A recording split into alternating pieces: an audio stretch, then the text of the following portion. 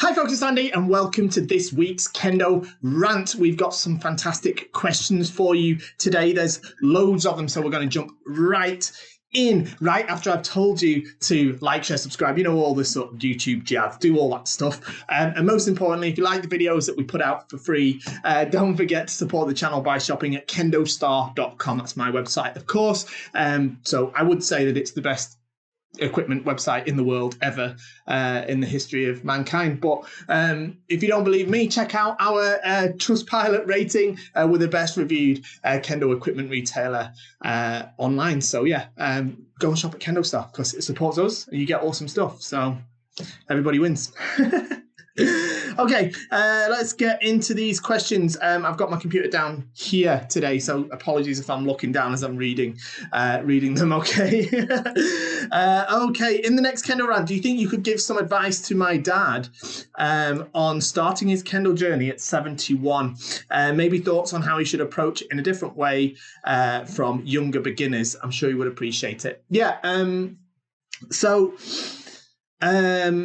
this is a really great question. If you're starting out at Kendo later on in life, that's fantastic. It's really, really brilliant. And Kendo is wonderful in that it allows people from all walks of life, all ages, everywhere. It's open to everybody, basically. So I definitely encourage you to do your best at Kendo.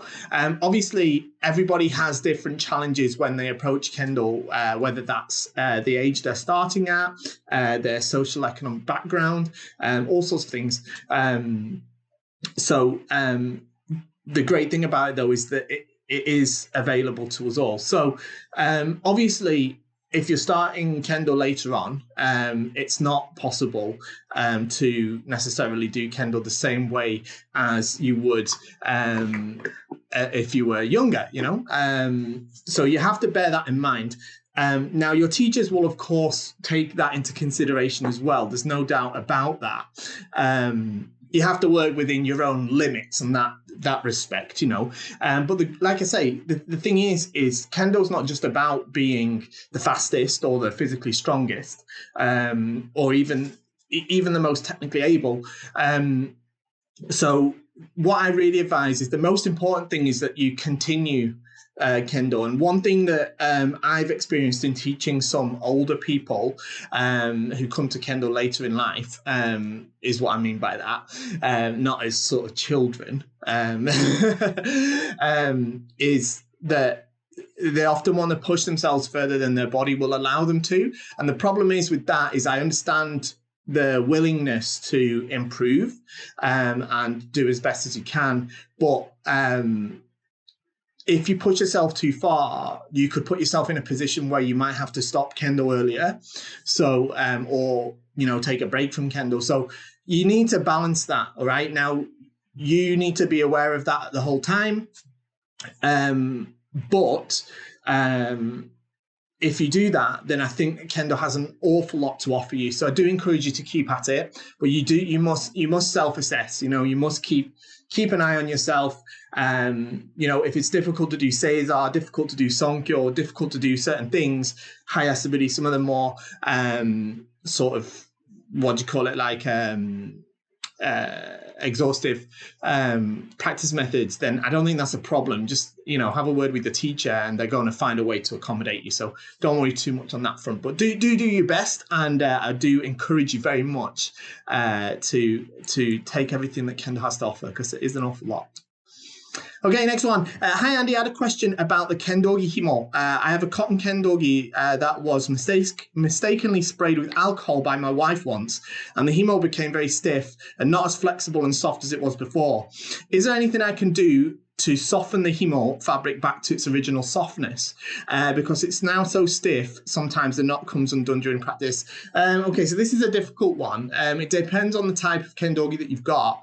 But what you can do is you can hand wash it in the method that I've shown, and you can drop a little bit of fabric softener into the water. I wouldn't do it too often like that, but it might help. Other than that, I think it's just going to need sort of washing, like I say, with clean water, and a bit of time and it should sort of break back in. But it's not something I've got a massive amount of experience with myself, but I'm sure it'll come back that way. Hi Andy, at what point in a kendoka's career does ski become a valid target? Is it defined by some Dan level, or is it just whenever they or their sensei feel that they're ready to learn it? Okay, so in terms of the official rules, there's no sort of level at which ski becomes a valid target. It's valid from the start. However, some tournaments often sort of impose their own rules relating to this. Many in Japan, for example. In fact, in Japan, all shiai that I'm aware of don't allow ski for junior high school students and younger. So that's up to the age of like 17. Sorry, it's more like 15, isn't it? Yeah. So up to around 15 years old. So yeah, for children, no, it's not. It's not part of the usual sort of curriculum. Having said that, some places outside of Japan, they might limit it to Dan level. Some don't include it in Q level shiai. So there's that. My personal thing is there's two things that you have to consider with ski. I personally teach ski right at the beginning as part of one of the 4 fundamental waza of Kendo. So I teach it to beginners before they start wearing boga, because one of the problems I think that we have with ski, especially sort of in the West where people start Kendo older, is that if you don't let anybody practice ski until they're first dan, then the first time they do ski, like they haven't sort of practiced it, and suddenly it's thrown into the mix. So I think the point, ski is not a particularly more dangerous waza than the others for adults. So yeah, I reckon for me, I introduce it at the beginning, but it does depend on the teacher.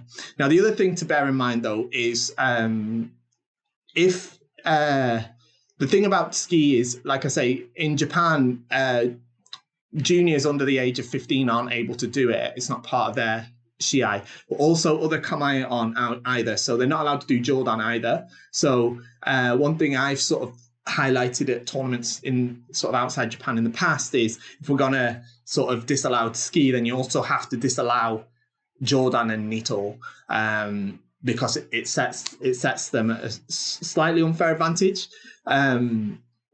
So yeah, that's definitely something worth considering. But yeah, personally, I think it's better to teach ski right from the beginning, and that's why it's part of the Kendo Zero to Shodan series. 2 equipment questions. 1, can the essentials Candogi be put in the washing machine, or does it need the careful washing of the dyed gi? And 2, is there a good way to clean scuff marks off your door? Thanks. So about the essentials Candogi, it can be put in the washing machine, but I don't necessarily recommend it if you can help it. But if you want to, do it on a cold wash. Don't use too much soap or sort of detergent. And yeah, do it on a cooler setting is for the best. It's cotton, yeah. So, if you do it on too hot one, it'll shrink quite a lot. So yeah, just take care with it if you do it on a sort of gentle setting. And in terms of cleaning scuff marks off your door, not really, to be honest, unfortunately. I mean, there are some sort of products that I've seen in Japan that are for sort of cleaning the scuff marks off the door, but I've not seen them work that well, in all honesty. So sort of the scuff marks are kind of part and parcel of it, unfortunately. I mean, you can buff it with a dry cloth, try and, some will buff out, but at some point, it's not going to. I don't tend to bother with them. So I think it's part of what you're going to have to kind of get used to a little bit. It's a little bit like the sort of dye on the tsukagawa of the shinai. You can't really do much to get rid of that. Next one. Hi, Andy. As an aspiring Jordan player, I'm always looking for good training methods to limit upper body tension, shoulders, chest, and back. Have you ever heard of Kendo players using balance boards? If you aren't familiar with them, it's just a board that you stand on that rolls back and forth on a cylinder. I've seen hockey players and surfers using them, and it seems like it might be a good way to train myself to rely less on our natural tendency to use our arms for overall body balance. I know repetition with a focus on maintaining your posture is a general advice. Just trying to mix it up a little. Thanks. I've never heard of a balance board. I don't know what it is, so I don't know if it's any good or not for dealing with upper body tension. Give it a try if you want, definitely. But the best method for dealing with upper body tension is lots and lots of kirikaeshi. Lots of it. Actually, as much as it'd be nice if there was a shortcut. And when I say lots, I mean do as much as you think you can do and then do a bit more. Hi, Andy. Are there any plans to do another Zoom Keiko? At the moment, no, there isn't. No. I'll think about doing another one. My dojo has started back just the other day, so I don't necessarily have much time for it. And as I predicted, the last one we did, sort of the participation dropped off quite a lot from the previous one. So I don't want to kind of, I don't want to run it dry, So, yeah, I'll think about it, okay? Next, why does Tenzashi Boga have a grid pattern on the outside of the futon, but only shows the dots on the inside? Specifically, I saw some pictures of the Kanzetsu step. Also, how much does a step up on protection, comfort, and mobility is Tenzashi Boga compared to machine stitch Boga of the same stitch width? Is it really much better, or is it just kind of a prestige thing? Okay, so that's a really great question. There's two sort of terms here that I think are getting a little bit mashed together. We've got tezashi and tenzashi. So tezashi means hand-stitched, and tenzashi is a type of hand-stitched boga. But I think your question applies to both tenzashi and the other type of hand-stitched boga, which is called nagazashi. But basically, the grid pattern is from what's called senbiki. So they use a hot iron to score the futon before they stitch it, okay? And then that helps them when they're stitching it know where the stitches go.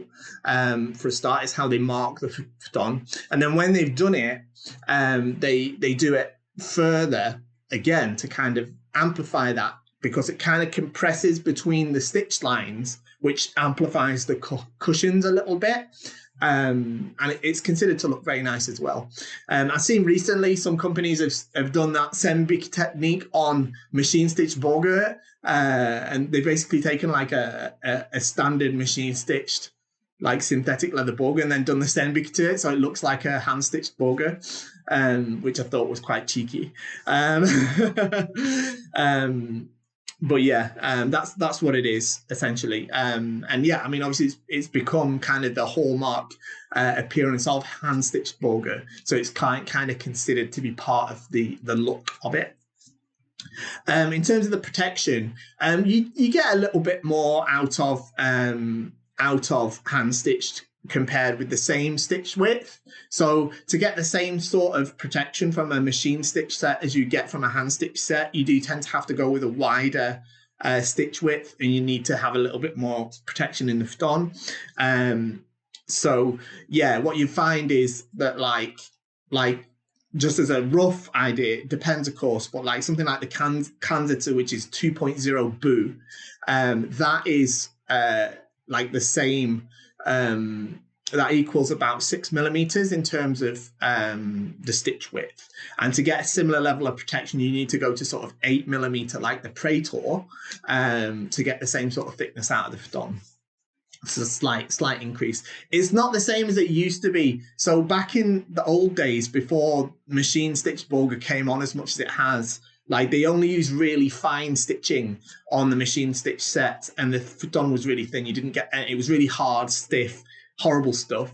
And And yeah, I mean, it's still out there. You can still get it from other retailers. But yeah, these days, if you get a good machine stitch set like we offer at KendoStar, then it does match the protection of the hand stitch stuff and the quality as well, to be honest.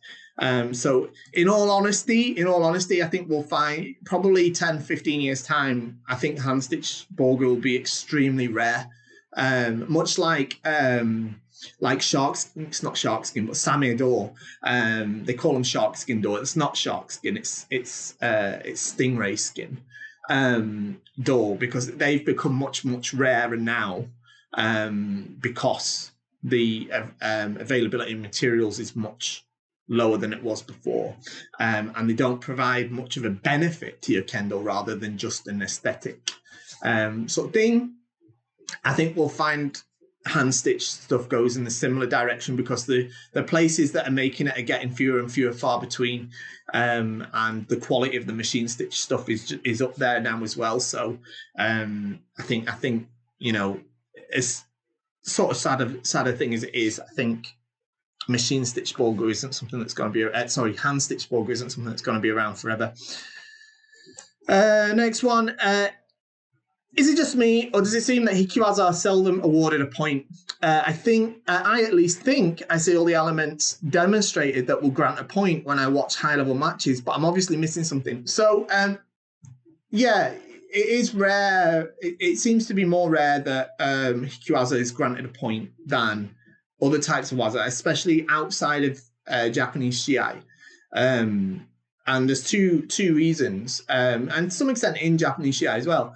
There's two reasons. One, it's a little bit harder to fulfill the criteria of Yuko Datotsu, that's valid strikes, with Hikiwaza, because it's harder to make a good quality strike from that distance, and also at a good opportunity. And that's the place that people fail at most, is getting the opportunity, which is a key element of a good point. So that's one thing. And secondly is that, for example, the it's not very nice to say, but especially outside of Japan, it's much like Hikiwaza is practiced much less. So the ability of competitors Hikiwaza tends to be lower. So it's harder for them to receive points for it. I found that, like, when I was competing, and it's been a while now since I competed seriously, but in my last few years of competing, one of my senseis in Japan was like, he watched some like European shiai YouTube videos. Is like, yeah, no one can do Hikiwaza that well. So like, if you learn Hikiwaza, you'll do quite well. Sort of we worked on Hikiwaza, and then after that I started winning a lot of shiai in Europe with Hikiwaza. So it is possible to make the points, but yeah, it is a little bit more difficult for those reasons. If that makes sense. Okay, next one. You mentioned several times that one of your goals is to enter the Kyoto Enbu Taikai. Are there any other requirements than Nenshi in order to participate? Also, I was wondering if you know whether the JSDF have something like dedicated Kendo Tokuren units as well. I know they're pretty much dominating content Tan Kendo and Ju Kendo, but never really seen them in larger Kendo competitions. Okay, that's some good questions. So as far as I know, there's not any extra requirements to join the Kyoto Taikai other than having Renshi. In fact, you don't even have to have Renshi if you have Sikdan and you're not Japanese. I think they'll let you in. That's what I heard anyway, but I wanted to wait till I got Renshi. In terms of the JSDF, that's the Japanese Self-Defense Force, the Jieitai as it's called. It's what Japan has instead of an army. And essentially, do they have Kendo Tokuren? It's not Tokuren, but they do have Kendo teams. So each area, and it depends on the area as to how much time they are allowed to spend training. But they do have Kendo teams that do a lot of training. Maybe it's not quite the same as the police in that it's not the only thing that they do, but it will. For some of them, they'll have periods where they mainly do Kendo training as part of their work. I've been very lucky to actually train with one of those teams, a very high level one actually in Kumamoto. Now the thing is the problem is, right, is the ones that tend to do a lot of the training, you don't see them in a lot of the high level competitions, because the highest level players and the highest level training happens at the police level generally.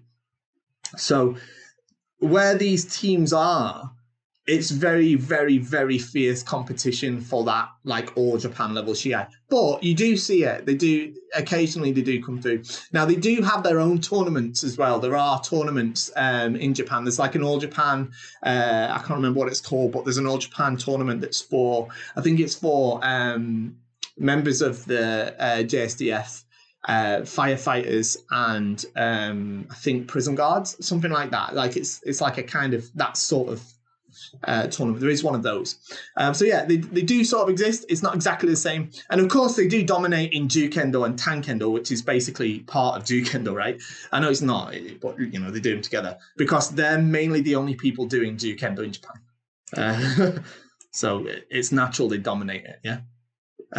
There's not many like not JSDF people that do Kendo. There are some, but not many. After watching many of the older sensei, age 57, my age 57 and older, it appears they don't rely upon the left foot solely to launch for power. I see many are using both feet with the heels lifted ever so slightly. Trying it with both feet on the ball of the feet, makes it so easy to maneuver. Downside, I see, does put pressure on your Achilles, uses more energy to sustain. Any ideas for this posture and stance? FYI, they're still standing in kamae with the left foot slightly to the rear. It's just both feet are poised to strike. P.S. Your haircut has to be positive thoughts of Keiko opening up with more than your family. Okay, so it's a difficult one. I think even the older sensei, the majority of their power when they launch does come from the left foot still, but of course it does change a little as their body changes. And there is to some extent, you know, using both legs. I think you're right in your observation there, though I don't think it's correct to stand in your kamae with both of your heels raised. I don't think many high-level sensei do that. So you just have to be careful. But when they're doing the suriashi, then yeah, probably the heel doesn't go on the floor, potentially. But when they launch, I still think a lot of it is coming from the left leg. So I would still consider that. About my haircut, yeah, you noticed, it's quite noticeable. I've got a few comments on this, obviously, on the last video as well. But yeah, you're right. This is because my dojo was able to open on Wednesday. We're able in the UK to start practice with children again, so children's classes are allowed to start. That means in my dojo, we've only got 2 children, which are my kids. But so at the moment, the practice is just my family. It's just me, my wife, and my kids. But it means that we can get in the dojo again. So this is me restarting my Kendo journey almost. It's like the beginning of a new shugyo. It's not the first time I've done it, but it's something I like to do to kind of reset. Okay, next one. Andy, you recently added Kendo protective underwear shirt to your website and subsequently suggested that the need for a product like this really only exists outside of Japan. What are we all doing wrong apart from missing the target, of course? Okay, so, all right. I didn't mean to say that it only exists outside of Japan, but I think the demand for a product like this is bigger outside of Japan than it is in Japan. And when I say a product like this, it's an undershirt with pads on the underarms so that you've got a little bit of extra protection for missed door strikes. Now, what I mean to say is, yes, I think there is a bigger demand for a product like that outside of Japan than in Japan. And the reason for that is it's not that Japanese Kendoka don't miss the door often, because they still miss the door. The difference is there's two. Well, there's two, I'd say. One is that we tend to in the West, it tends to take us longer to get to grips with tenuchi, so the actual cutting action, and lots of people swipe at the door with lots of force and no control, and when you miss, it hurts an awful lot. Now, it's not to say there's nobody in Japan that does that.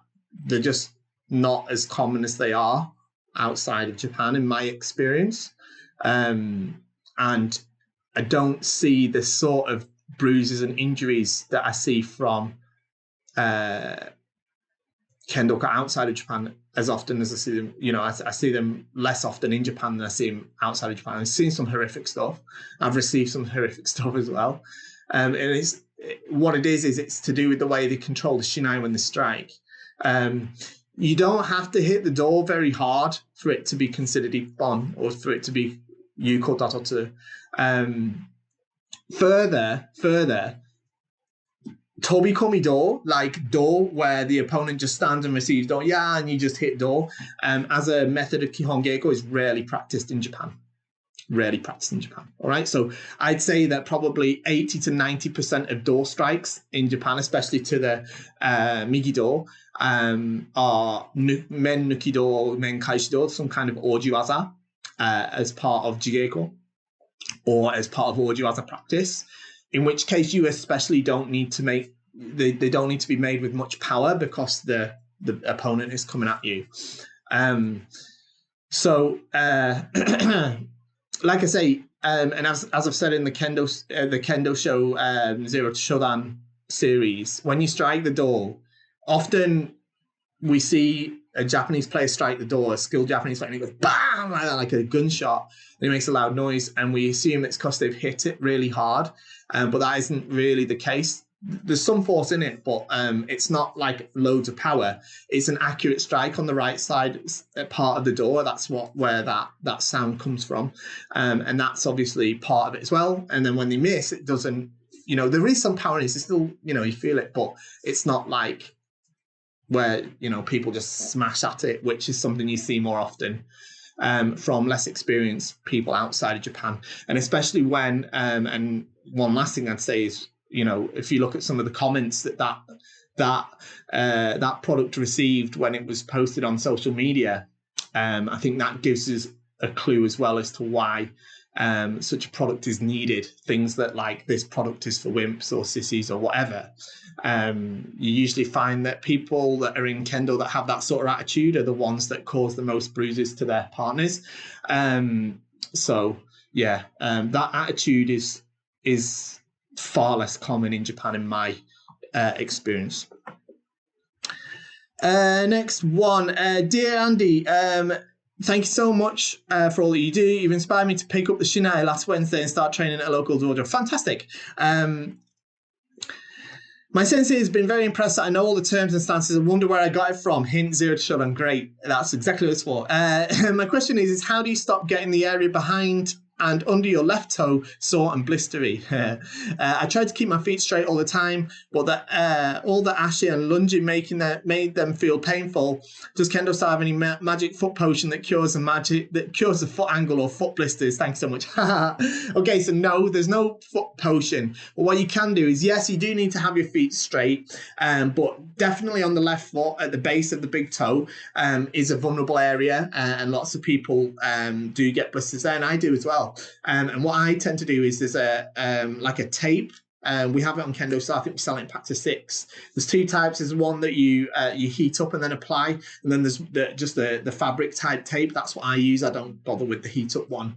If you use the heat up one, that's more for like big blisters that are like on the sole of your foot, because if you heat that up and stick it on, that's not coming off for a few days. The fabric type one, you can just wrap that around the base of your toe and you'll find that helps. All right. I certainly do that. Next one. Ohayo gozaimasu, Andy said. Thank you. My question for today regards warming up with the Junbi Undo and Jogesuburi, Jogeburi. What's the difference between the two and which exercises do you perform here? I hope it makes sense. Okay, so I'm not sure if you're asking the difference between Junbi Undo and Jogesuburi or Jogesuburi and Jogeburi. But okay, let's deal with all of it. Junbi Undo means warming up exercises, so it's like stretches, running, to warm up before. It's not including Suburi. Suburi is not part of the Junbi Undo. It's Junbi means preparation and Undo means exercise. So like that's it. So like you're stretching, you're jumping on the spot, that sort of thing. If you want to see the sort of exercises, it's just general stretching I tend to do. Obviously warm up first, jumping on the spot or something like that, or running around the dojo, and then stretching, making sure you stretch the lower body and stretching the wrists a lot as well. And then in terms of jogeburi or jogesuburi is the same thing, right? It's just different ways of saying the same thing, and it means joge is up and down. So it's when you lift the shinai straight up and then all the way down to the bottom. That's jogeburi. Okay. I hope that sort of answers the question. Next one, almost there. Hi, Andy. A few weeks ago, you mentioned it's okay to change kamae during a shiai. Yeah. This made me wonder, is it legal to change between ito and nito between points, rounds, matches in a shiai? I don't think I've ever seen a nito player switch to ito during a competition. Is it in the official rules or is it up to the event organizers? Okay, so yeah, when I said it's okay, I mean it's not against the rules. I don't recommend it, right? Let's just be clear on that. About changing between ito and nito, so one sword and two sword style. You can't obviously change it between the points, right, in there or in this specific shiai, unless there's an opportunity that arises that would normally allow you to change your shinai. There's nothing in the rules that prevents you doing that, all right? So, but the only opportunity you have to change your shinai is when there's something wrong with the one that you're using. And of course, you'd have to use a shinai that's approved for use in the shiai that you're entering in. So, for example, if you broke, it's a very sort of specific example, but if you were doing ito, for example, and you broke, in fact, it's more common, the other way would be a more appropriate idea. Say you're doing nito and you broke one of your shinai and you didn't have another nito ryu shinai, you could potentially swap to a ito shinai and then continue the match in ito. There's no rule against doing that. Unless the tournament decides that. There's nothing in the guidelines that say you can't do that. Is it a good idea? No, I don't think so. If you're talking about if you want to do the first match in ito and then the next match in nito, you can do that. There's nothing to stop you doing that in the rules either. That's perfectly fine if you want to do that. But here's the thing. It's not a good idea. It's not a good idea. I mean, of the extremely minuscule number of people in the world that are actually good at nito, they're good at it because it's the main thing that they do. Like, they do it all the time. And it's not that they don't know how to do chudan, especially once they get past a certain level. They've got a grounding of kendo anyway, so they'll still be able to understand the concepts of chudan anyway. It's not quite the same as jodan. And when I said that most good jodan players, again, of which there's a tiny number of people who are actually good at it, the good jodan players are also good at chudan, yeah? It's not quite the same with nito, because nito is so different. But I'd still expect that of the tiny number of people that are really good at nito, they're also pretty good at chudan as well, because I'm sure most of them, if not all of them, probably did chudan for a long time at some point as well. So yeah, I don't think it's a good idea to be chopping and changing between your matches. But if you're asking if there's anything in the rules that stop you doing it, no, there isn't. Right? You can't stop between points though. Right? So if someone scores a point, and then you're not allowed to swap your shinai then, right? Okay, you're not going to go, oh, can I just swap to nito? And you can't do that. No. But if, like, for example, you bust the shinai and you need to change your shinai, then you're allowed to switch to the kamae that's appropriate to the shinai that you changed to. Okay. If you wanted to be that guy. Okay, last one. You practice with some of the best kendo guys in the world, many of whom might be referred to as sensei by virtue of their grade. But what qualities does it really take to make an excellent sensei? Well, I think one of the ways I judge it is you can tell who's a really good sensei by who's got the longest queue for the jigeko. When it's the shido geiko and the senseis are lined up, the one who's got the longest queue is usually the one who's got the best virtues, should we say, qualities to be considered an excellent sensei. I think an excellent sensei is a good role model, and also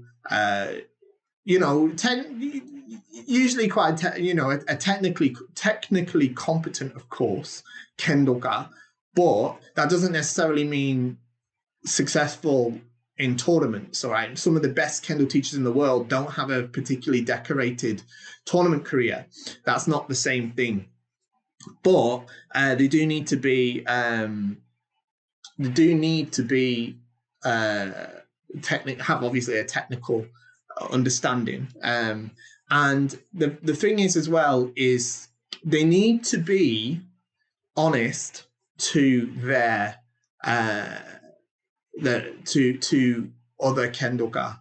And the problem with that is that, and this is where there's a cultural sort of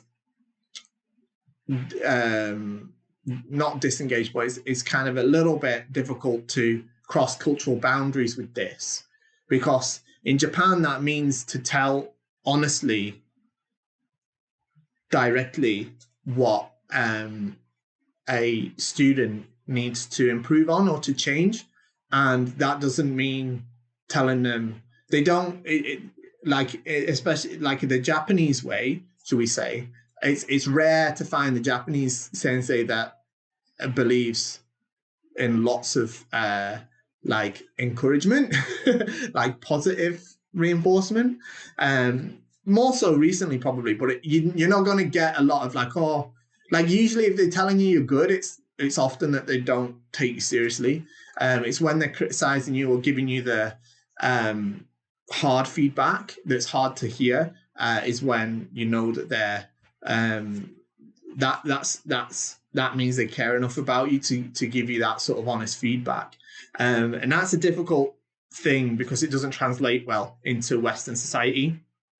And I know from my own experience of trying to teach here, it's been quite difficult, and people have probably not understood that that's the point. That's how you get better at kendo, is you have to know what you're doing wrong. You can't just be told how good you are or how excellent you are at this or that.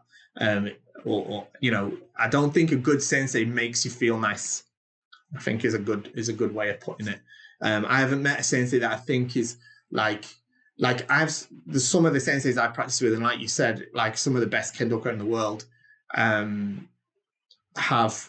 they've made me feel terrible, like really low, and it's from a point of kindness that they've done that, and I appreciate them for that, because most senseis in Japan, especially to someone like me, right, who's like a sort of medium grade, in terms of Dan, adult Westerner, so not beginner.